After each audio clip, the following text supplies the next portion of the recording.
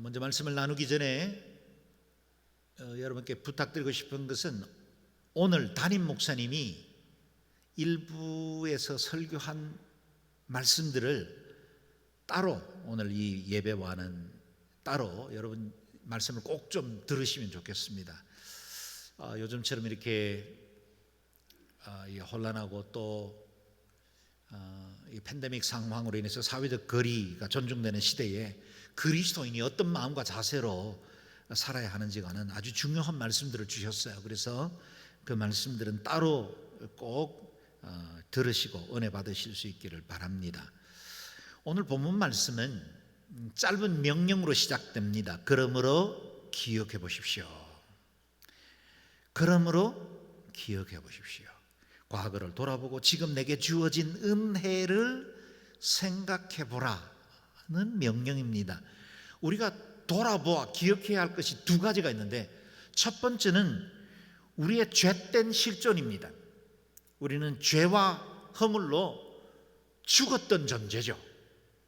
죽어가던 존재가 아닙니다. 이미 죽었던 존재입니다. 하나님과 분리되었고, 우리가 주님께서 주신 명령을 지키지 않음으로 인해서 죄인이 됐고, 주님이 하라고 하신 것을 하지 않음으로 인해서 허물을 가진 자가 되었습니다. 그래서 우리는 하나님과 본질상 진노의 자녀가 되었고 분리된 채로 죄와 허물로 죽을 수밖에 없는 존재였다라는 사실을 기억하라는 겁니다. 두 번째, 우리가 기억해야 할 것은 이렇게 죄인된 우리에게 하나님의 은혜가 임했다는 사실을 기억하라는 것입니다. 내 노력과 공로로 얻은 구원이 아닙니다. 하나님의 전적인 은혜로 그 아들 예수 그리스도께서 우리를 위해서 대속적인 십자가를 지심으로 주어진 그 은총, 그것을 기억하라는 겁니다. 오늘 본문 말씀 바로 앞에 8절 9절에는 이 은혜가 어떻게 임했는지를 보여주는데요, 자막을 통해서 함께 읽어보겠습니다. 시작. 여러분은 믿음으로 인해 은혜로 구원받았습니다. 이것은 여러분에게서 나온 것이 아니요 하나님의 선물입니다. 행위에서 난 것이 아니니 아무도 자랑하지 못하게 하려는 것입니다. 아멘. 은혜로 받은 구원이다 그랬습니다. 여러분, 믿음도 은혜입니다. 구원도 은혜입니다. 내가 비교종교학 공부해보고 나서 믿기로 결정한 게 아닙니다. 내가 여러 가지 합리적으로 생각해보니 우리 부모님 잘 만나서 몽태신앙으로 신앙생활한 게 아닙니다. 여기에는 하나님의 놀라운 계획과 섭리가 있었고, 그 은혜로 예수 믿게 됐고, 그 은혜로 우리가 구원받게 되었다는 사실입니다. 내가 노력해서 얻은 구원이 아니라는 건 얼마나 큰 은혜입니까? 여러분, 만약에 우리가 공로로 의해서 어떤 노력에 의해서 얻은 구원이라면 이 구원을 지키기 위해서 끊임없이 두려움과 떨림으로 살아야 될 거예요. 여러분, 어떤 클럽이나 모임에 우리가 회원이 되면 그 회원된 자격을 유지하기 위해서는 회비도 내야 될 것이고, 또 그 회칙에 따라서 지켜야 할 것들을 우리가 열심히 해야 되겠죠. 여러분, 만약에 우리 구원도 우리가 예수 믿어서 내 공로와 노력으로 인해서 구원을 얻었다 칩시다. 100번 양보해서. 그러나 우리가 이 얻은 구원을 유지하기 위해서는 끊임없이 말씀에 순종해야 하고, 우리의 죄된 육체와 싸우고, 때로 우리가 넘어지고 실패할 때마다 긴장하고 버림받지는 않을까 두려워해야 할 겁니다. 그런데 감사하게도 우리의 구원이 은혜의 선물로 주어졌다는 거예요. 구원은 하나님의 선물입니다. 하나님의 긍휼과 그 자비는 취소되지 않습니다. 세월이 흐르고 우리 마음이 변해도 결코 퇴색되지 않습니다. 긴장 풀어도 괜찮습니다. 하나님의 은혜 아래에 있거든. 우리가 영원에 이를 때까지 주님의 그 성령님이 우리를 견인 붙잡아 이끌어 가신다는 사실을 믿으실 수 있기를 바랍니다. 그래서 바울은 권합니다. 기억하라. 우리가 어떤 은혜를 누리고 있는지를. 지금 우리가 이 예배하는 자리에, 그것이 화면이든 현장이든 예배하는 자리에 있고 또 주님의 이름을 찬양하고 있다면 그것이 우리가 얼마나 많은 은혜를 전제하고 있다는 사실을 기억하라고 말씀하십니다. 그래서 이 은혜 받은 사람들에게 인생에 주어지는 두 개의 시제가 나오지요. 그때와 이제입니다. 11절에서 13절 말씀을 다시 읽어보겠습니다. 시작. 그러므로 기억해 보십시오. 여러분은 육신적으로는 이방 사람들이었고 육체에 행한 할례를 받은 사람이라고 불리는 사람들에게 할례를 받지 않은 사람으로 불리는 사람들이었습니다. 그 당시 여러분은 그리스도 밖에 있었고 이스라엘 백성으로부터 제외된 사람이며 약속의 언약들에 대해 생소한 사람들이며 세상에서 소망도 없고 하나님도 없는 사람들이었습니다. 그러나 그때는 하나님에게서 멀리 떨어져 있던 여러분이 이제는 그리스도 예수 안에서 그리스도의 피로 가까워졌습니다. 아멘. 저와 여러분 그리스도인은 누굽니까? 그때는 우리가 외인이었고 무할례당이라 불림받았고 소망이 없었고 이스라엘 나라 바깥 사람이었고 언약도 없었던 사람들, 다시 말하면 아웃사이더였는데 주님의 은혜가 이제는 우리에게 임하셔서 천국도 소망하게 되었고 영원하신 창조주 하나님을 내 아버지라 부를 수 있는 특권을 누리게 되었다는 사실입니다. 그래서 13절과 같이 이제는 주님 안에 있게 되었습니다. 이제는 그리스도 예수 안에서 그리스도의 피로 가까워졌습니다. 주의 보혈, 주의 은혜로 우리가 이제는 그리스도 안에 속한 자가 되었다는 겁니다. 인사이드가 되었습니다. 디도서 2장 14절 말씀대로 자기 백성이 된 것입니다. 같이 읽어볼까요? 시작. 그리스도께서 우리를 위해 자기를 내주셨으니 이는 우리를 모든 불법에서 구속하시고 정결하게 하셔서 선한 일에 열심을 내는 자기 백성이 되게 하시려는 것이다. 아멘. 저와 여러분의 소속이 바뀌었습니다. 우리는 하나님께 속했습니다. 주님이 우리 보고 You are my possession. 너는 내 소유다. 내 기업이다. 너는 바로 나의 것이다 라고 말씀해 주신 것입니다. 피로 값주고 샀고 사랑하는 내 아들 내 자녀라 그렇게 부르게 됐다는 것입니다. 요즘 우리가 신명기 말씀을 묵상하고 있잖아요. 그런데 신명기 1장 1절에서부터 말씀 묵상이 시작된 다음에 매일매일 본문에 계속적으로 반복되는데 우리가 놓치기 쉬운 문장이 하나 있어요. 저도 말씀을 묵상하다가 어느 날 그 말씀이 눈에 확 들어왔는데 그렇게 은혜가 되더라고요. 그 말씀이 바로 너희 하나님 여호와라는 말씀이에요. 여러분 오늘 말씀에도 이 본문이 5번 등장을 해요. 어제 말씀에도 4번, 금요일에도 4번 정도가 등장합니다. 너희 하나님 여호와, 계속해서 반복되는 이 단어가 말씀하시는 게 뭡니까? 하나님은 나의 하나님이라는 거예요. 그 중에 한 절만, 오늘 본문인데 한 절만 읽어보겠습니다. 9절 말씀입니다. 시작. 그러므로 너희 하나님 여호와께서 하나님이심을 알라. 그분은 주를 사랑하고 주의 명령을 지키는 사람들에게는 그분의 사랑의 언약을 천대까지 지키시는 믿음직하고 좋은 하나님이시다. 아멘. 정말 좋으신 하나님이신데 언약을 천대까지 지키시는 신실하시고 변함없으신 분이신데 그 하나님이 너희 하나님 여호와라는 거예요. 창조주 하나님, 온 세상을 지으시고 통치하시는 그 전능하신 하나님이 너희 하나님이라는 거예요. 우리와 관련이 있는 하나님입니다. 바로 우리의 삶의 현장 가운데 들어오신 하나님입니다. 우리의 상황과 동떨어진 하나님이 아니라 저 높은 하늘에만 보좌에 앉으신 계신 하나님이 아니라 우리 속으로 들어오셔서 친히 육체를 입으시고 우리의 삶의 모든 형편들을 아시는 그 하나님, 친히 체휼하시는 그 하나님이 우리의 하나님이시라는 겁니다. 그래서 너는 택하신 족속이요 왕같은 제사장들이요 거룩한 나라요 그의 소유된 백성이라 부름받게 되었다는 겁니다. 이 놀라운 일들이 어떻게 일어났습니까? 오늘 본문 한마디가 설명을 해주고 있죠. 이제는 그리스도 예수 안에서 그리스도의 피로 가까워졌습니다. 그리스도의 피로, The blood of Jesus Christ. 예수 그리스도의 피, 그 피가 모든 죄를 정하게 했을 뿐만 아니라 그 피가 흘려지는 그날에 성전의 휘장이 위에서부터 아래로 찢어짐으로 우리에게 새롭고 산 길이 열리게 되었습니다. 주님께서 다 이루었다 말씀하시던 그날로 우리에게 모든 죄의 사슬들이 끊어지고 이제는 하나님과 온전한 연합을 이루는 하나님의 자녀되는 큰 특권을 누리게 된 것입니다. 그래서 우리는 그때와 이제를 가진 존재가 되었습니다. BC와 AD, 예수 그리스도 오시기 전과 예수 그리스도 온 이후의 삶, 그게 달라졌다는 겁니다. 제가 얼마 전에도 한번 소개한 적이 있는데 일본에서 사역했던 우리 온누리교회 협력 선교사님 한 분의 간증입니다. 근데 얼마 전에 돌아가셨어요. 이분은 제일동포입니다. 일본에서 성장했지만 여전히 자신은 한국인이라는 정체감에 혼란이 있었습니다. 무엇보다 아버지가 옛날 분이어서 너무나 유교적인 분이어서 마음에 깊은 상처를 안고 청소년 시절을 보냅니다. 한때는 조선징표 내지 않으려고 일본인과 똑같이 살려고 노력도 했습니다. 그런데 여전히 이 한국인이라는 민족적 정체감으로부터 벗어날 수는 없었습니다. 그 차별도 계속되었죠. 그러던 중에 조총련을 만났습니다. 칼 막스의 공산주의 사상에 물들게 되었고 정체감 혼란에 빠져있는 그의 인생에 새로운 의미와 목적이 되었습니다. 그래서 이상적인 세상 건설하는 것을 찾기 시작합니다. 비밀리에 북한을 몇 차례 다녀오면서 남조선 해방전선에 참여하게 되었습니다. 학생 신분으로 위장해서 서울대학가에서 간첩활동을 시작했습니다.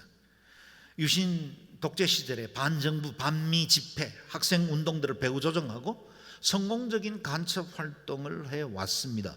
서울에서 한 자매를 만나 결혼까지 했지만 아내에게조차 자신의 신분을 밝히지 않았습니다. 이 보장된 간첩 활동을 위해 결혼조차 이용한 것입니다.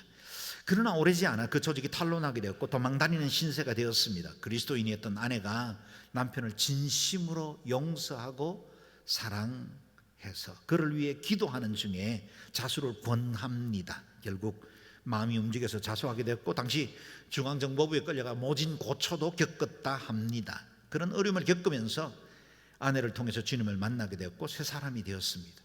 한국에서 신학 공부를 마치고 다시 일본으로 돌아갔습니다. 그리고 그때는 새로운 신분으로 인간의 유토피아가 아니라 영원한 죄와 사슬로부터 자유케 하시는 그 하나님의 은혜를 증거하기 위한 선교사의 신분으로 일본 땅에 돌아갔습니다. 오랫동안 사역하시고 은퇴하셨고 최근에 돌아가셨다는 소식을 제가 들었습니다. 그때에 그분에게는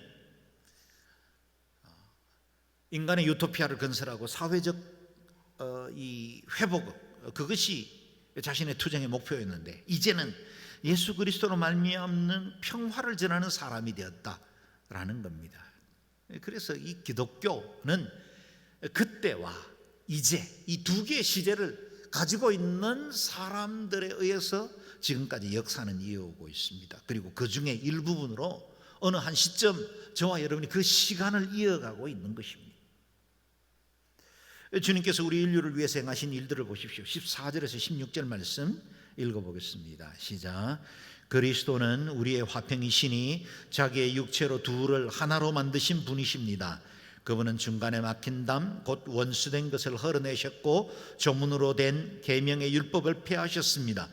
이는 그리스도가 그분 안에서 이 둘로 한 새 사람을 창조해 화평을 이루게 하시고 십자가를 통해 이 둘을 한 몸으로 하나님과 화목하게 하셔서 자기 안에서 원수된 것을 없애버리기 위한 것입니다. 아멘. 주님께서 이 땅에 진정한 화평, 샬롬을 주신 것입니다. 여기에서부터 구원은 개인의 문제를 떠나 공동체의 문제, 관계로 확장됩니다. 우리의 구원은 철저히 개인의 신앙에 의해서 이루어집니다. 아내가 예수 아무리 잘 믿어도 아내 덕에 천국 가는 길은 없습니다. 우리 부모님이 정말 훌륭하고 신실한 성도여도 자녀들이 덩달아 예수 믿을 방법은 없습니다. 구원받을 방법은 없습니다. 구원은 철저히 개인적입니다. 그러나 구원은 개인에서 시작되지만 거기 머물러 있지 않습니다. 내 안에 시작된 구원은 화평으로 자라납니다. 그래서 내게 시작된 이 구원은 반드시 깨어진 관계, 하나님과 우리 사이에 깨어진 관계가 회복되고 그 회복된 관계는 이웃과 사회로 확장되어 간다는 겁니다. 이 땅에 존재하는 모든 증오와 분열에 대한 열쇠가 여기에 있죠. 14절에 보면 그리스도는 우리의 화평이시니 자기의 육체로, 십자가를 의미합니다, 하나로, 둘을 하나로 만드신 분입니다. 그분은 중간에 막힌 담, 이건 하나님과 우리 사이에 있는 죄의 담이기도 하지만 동시에 원수된 것들, 우리 안에 모든 분열되고 또 나누어졌고 갈등하고 반목하는 것, 이것들을 다 헐어내셨다라는 겁니다. 주님이 전쟁과 난리의 소식이 계속되는 이 땅의 유일한 해답으로 오셨습니다. 우리 주님은 우리 가정 안에 있는 모든 아픔들, 우리 성도들 관계 안에 있는 상처들도 싸매어 주시고 치유하실 수 있는 유일한 분이십니다. 그래서 이 에베소서와 골로새서는 교회를 향한 특별히 그리스도에 대한 아름다운 고백들이 담긴 말씀인데 1장 19절 말씀에 이렇게 정리하고 있습니다. 아버지께서는 모든 충만으로 예수 안에 거하게 하시고 그의 십자가의 피로 화평을 이루사 만물 곧 땅에 있는 것들이나 하늘에 있는 것들을 그로 말미암아 자기와 화목해 되기를 기뻐하심이라. 예수 그리스도의 십자가로 온 세상, 이 얼그러지고 창조주에서 무너뜨린 이 세상을 화목해 하시기를 원하신다는 겁니다. 창조의 세계를 한마디의 단어로 말하면 하모니라고 말할 수 있겠죠. 죄는 그 하모니를 깨뜨려 버렸습니다. 그 하모니를 회복시키는 것이 십자가, 예수 그리스도의 구속의 은혜입니다.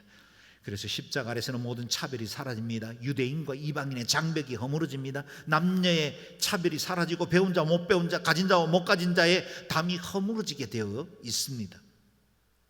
이렇게 십자가의 은혜가 임했기 때문에 저와 여러분이 비록 같은 공간 안에서 예배하지 못하지만 우리는 서로 하나 된 공동체를 이룰 수 있습니다. 영으로 하나 된 공동체. 십자가 안에서 모든 장벽들, 그것이 시간이든 공간이든 여러분 안에 다른 신앙적인 가치나 또는 세상에 대한 이해가 달랐다 할지라도 우리는 그리스도 안에서는 이 모든 것들을 하나로 연합시킬 수 있습니다. 주님은 하나로 만드셨어요. 근데 우리가 담을 세우는 것이요, 주님은 우리의 공동체 안에 있는 모든 막혀있는 간격들을 그리스도의 십자가로 연결되게 해주셨어요. 그런데 우리 안에 많은 담들이 남아 있습니다. 스스로의 성벽을 쌓고 성문을 굳게 걸어 잠그고 있을 때가 많죠. 우리는 성장하면서 음으로 양으로 차별을 당해왔습니다. 인정하고 싶지 않지만 우리 가정들에는 부모님의 편애가 있었죠. 부모님의 큰 사랑, 희생 잘 알고 있기 때문에 감히 뭐라고 말하는 것조차 죄스러운 때도 있지만, 그러나 우리는 압니다. 우리 부모님들의 사랑도 한계가 있었다는 걸요. 일그러진 사랑이죠. 그리고 우리는 형제 자매들 사이에서도 사랑을 경쟁하며 여기까지 왔습니다. 더 사랑받고 싶었습니다. 더 귀함 받고 싶었는데 우리는 소외되고 때로는 외면당할 때도 많았죠. 아들을 더 귀하게 여겼던 어머니가 있었죠. 막내나 마지만 더 좋아했던 아버지의 편애가 있었습니다. 내가 그 편애의 주인공이 될 수도 있었고 때로는 희생자가 될 수도 있었습니다. 그러나 그건 사실입니다. 우리는 학교를 다닐 때는 성적이라는 숫자로 우리의 우등과 열등을 나누어 버렸죠. 내가 어느 대학교를 진학하고 어떤 직장을 얻느냐로 사회적 계층이 만들어지기도 했습니다. 선생님들도 사람들인지라 더 예뻐한 친구들이 따로 있죠. 미국에는 teachers fat이라고 부릅니다. 마치 애완용처럼 선생님 마음 들게 하는 애들이 따로 있죠. 얄밉기도 하고 때로는 그 아이들 시기하기도 하지만 실제로 내 내면 안에 선생님으로부터 더 주목받고 더 사랑받고 싶어하는 열망이 있다는 것도 부인하긴 힘듭니다. 친구들 사이에 소외되는 것 견디기 힘들죠. 나는 그를 베프라 불렀는데 그는 내가 베스트 프렌드가 아니었습니다. 나는 그 사람이 너무 소중했고 그의 마음을 얻고 싶었는데 그의 마음을 채우고 있는 또 다른 사람이 있다는 것을 알 때 우리는 시기도 나기도 하고 내 인생의 가치관에 대해서 여지없이 무너지기도 합니다. 선뜻 사람에게 다가가기 어렵습니다. 그래서 상처받고 싶지 않았지만 반복적으로 상처를 받다 보니 우리 안에 원치 않는 사회적 거리두기가 존재했다는 거예요. 오늘날처럼 위생 보건을 위한 사회적 거리두기가 아니라 관계 안에 서로 멀어져 버렸고 외면했고 만나고 싶지 않고, 온누리교회처럼 대형교회 같은 데는 숨은 안개 공동체가 많이 존재합니다. 그렇게 해서라도 더 이상 상처받고 싶지 않는 우리의 굶주린 마음들이 있지요. 사랑의 허기를 가진 사람들끼리 부대끼며 살다 보니 서로에 대한 원망과 앙금이 관계를 더 어렵게 만들기도 합니다. 유대인들에게는 지리적으로 가장 가까운 사마리아가 원수였죠. 대한민국에서 가장 큰 먼 나라는 어디입니까? 저기 남아프리카가 아닙니다. 북한이죠. 어디든 하루면 비행기 타면 다 날아갈 수 있는 나라들이지만 북한은요, 우리가 한국 패스포드를 가지고 있다고 해서 들어갈 수 있는 것도 아니고 비행기 값이 있다고 갈 수 있는 것도 아니죠. 가장 가까운 우리의 동족, 동일한 한국어를 쓰고 있고 같은 문화를 가지고 5,000년 역사를 공유하고 왔지만 북한은 우리의 가장 큰 먼 이웃이 되었습니다. 사랑하는 여러분, 우리의 가족들 안에도 때로는 가장 가깝지만 가장 멀어버린 가족들이 있지 않습니까? 겹겹이 철조망 쌓아놓고 수십만 수백만의 지뢰를 매설해 놓은 이 남북의 관계를 통일시키는 것보다 사랑하는 사람들 사이의 관계를 회복하는 것이 더 어려운 때도 있죠. 그것이 우리의 현실입니다. 그래서 우리는 그리스도가 필요합니다. 그래서 우리는 그리스도로 말미암는 십자가의 은총이 필요합니다. 저마다 다 멀쩡하게 예배하고 다 아무 일 없는 것처럼 살지만 우리 안에 무너진 이 관계의 아픔들과 상처들을 다 소유하고 삽니다. 그래서 우리는 더욱 화평을 주신 그리스도, 그 주님이 필요합니다. 그 화평은 주님이 값진 희생을 치르고 이루어 내신 것이고 우리의 영적 거리두기, 소셜 디스턴스가 아니라 스피리추얼 디스턴스로 분리되어 있는 우리 안에 회복되어야 할 새로운 은혜, 그것들이 필요합니다. 오늘 본문에도 15절을 보면 자기 육체를 던져 우리에게 평화를 되찾아 주셨습니다. 14절에 보면 중간에 막힌 담 곧 원수된 것을 헐어내셨다 하십니다. 15절에 조문으로 된 계명의 율법을 폐하셨다고 말씀하십니다.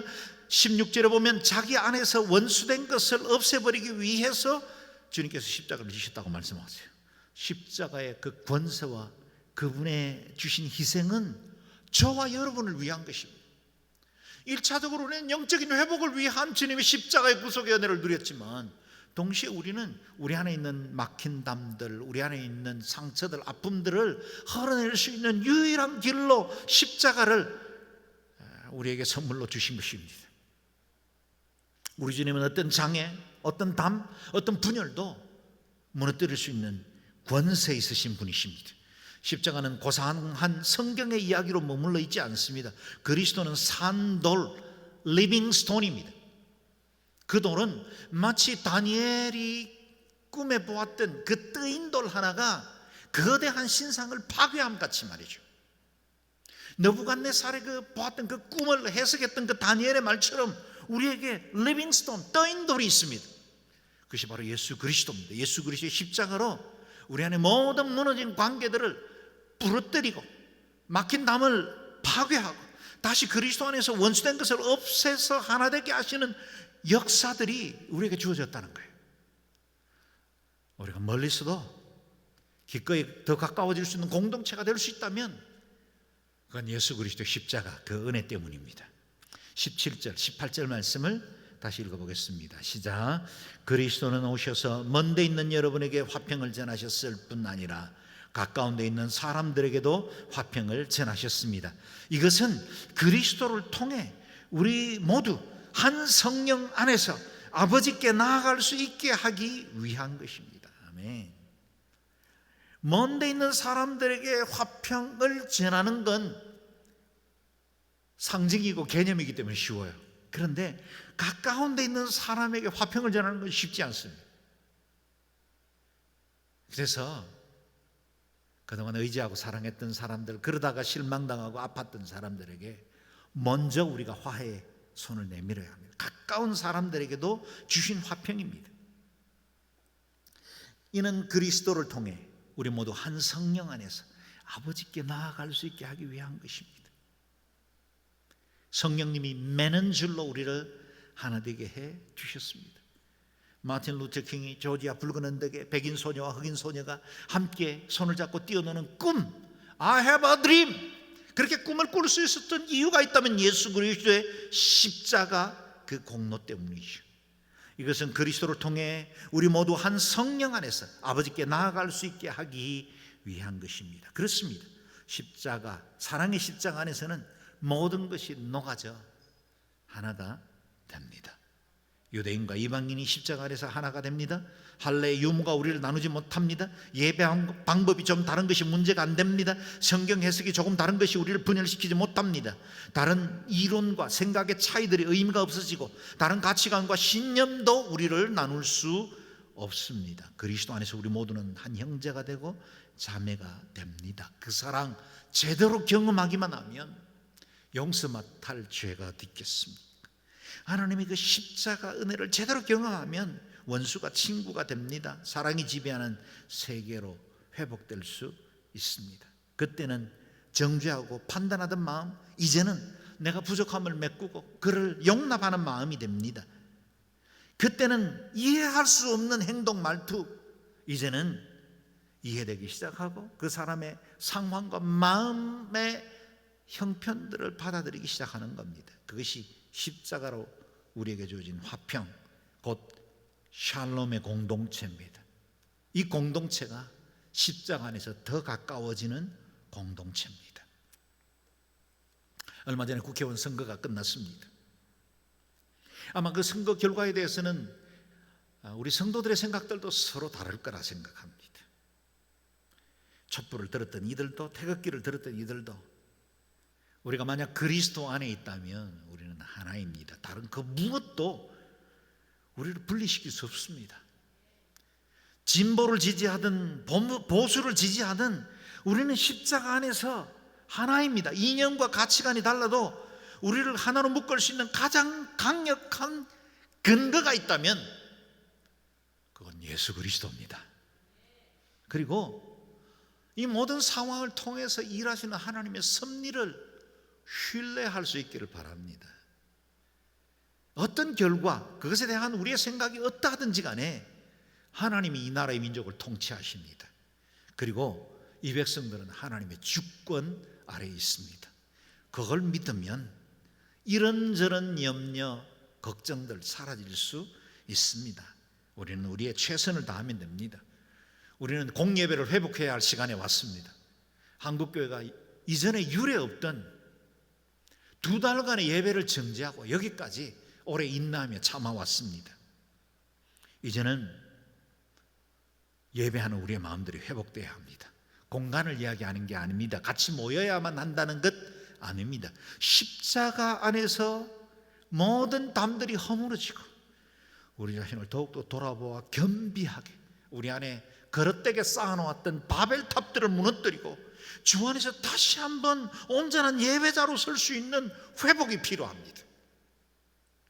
또한 우리는 우리를 하나 되게 하시는 성령님 안에서 서로 연결되어 있다는 사실을 기억하고 예배 안에 함께 만날 때 더 큰 감격으로 더 가까워지는 공동체로 더 하나님 기뻐하시는 신실한 공동체로 세워지는 저와 여러분 되시기를 주의 이름으로 축원합니다. 아멘. 기도하겠습니다.